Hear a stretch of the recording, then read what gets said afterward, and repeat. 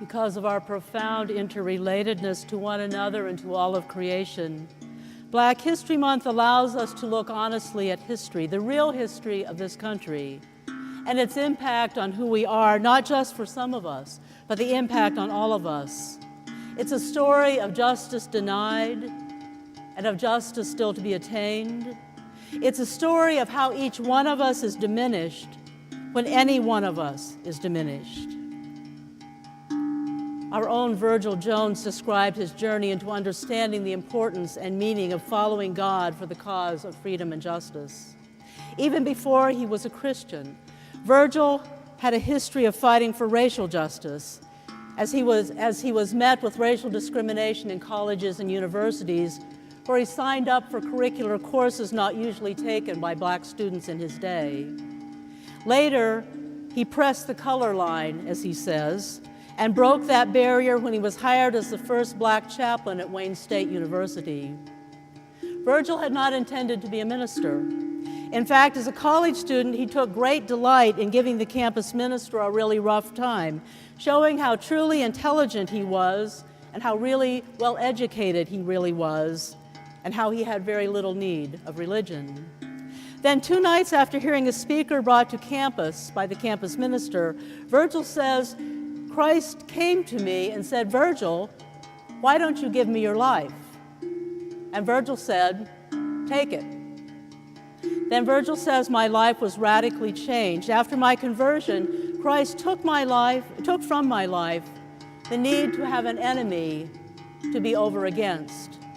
Christ kept coming into my life, showing me that to deify one's race was idolatry. God's force transforms us,' he said, 'into a new being. And I was saved from the need to see others as not in the image of God, especially with regard to race and hatred. I saw that each one is created in the Imago Dei. We are to relate to each other in that way, speak to people on those terms.' Lured into relationship with the God of justice, Virgil Jones' view of justice became broad and inclusive, taking in all of God's children.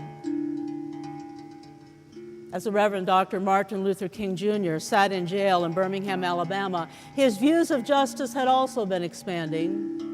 He tried to explain to other clergy what he was learning about our radical interconnectedness.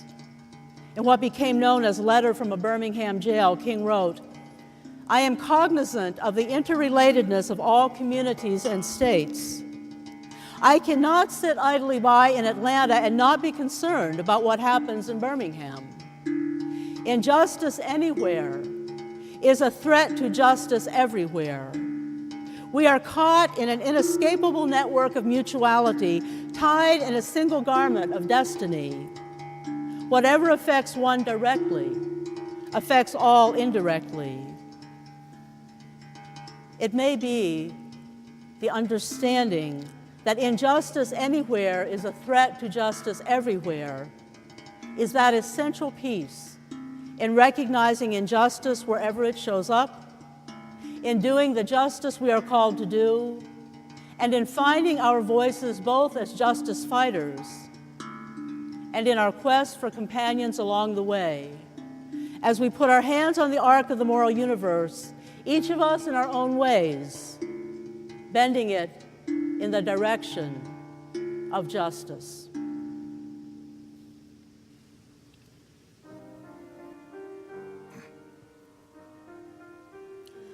Go out and tell our story, let it echo far and wide, make them hear you, make them hear you. How justice was our battle and how justice was denied. Make them hear you, make them hear you.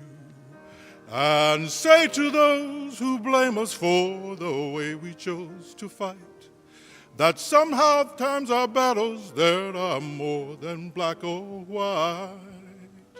And I could not put down my sword when justice was my right. Make them hear you, make them hear you.